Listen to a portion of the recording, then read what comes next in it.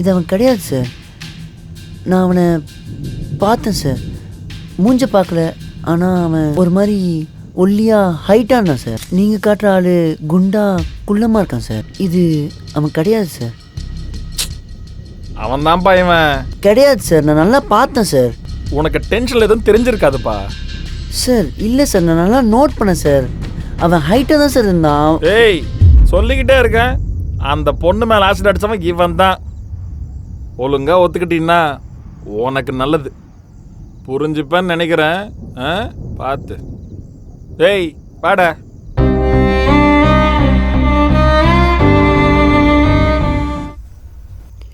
சொல்லு மச்சான். மச்சான், ஆசிட் அடிச்சிருக்கான், கண்டுபிடிச்சிட்டேன்டா. மச்சான், அந்த ப்ரொடியூசர் தான்டா ஆள் வச்சு அடிச்சிருக்கான்.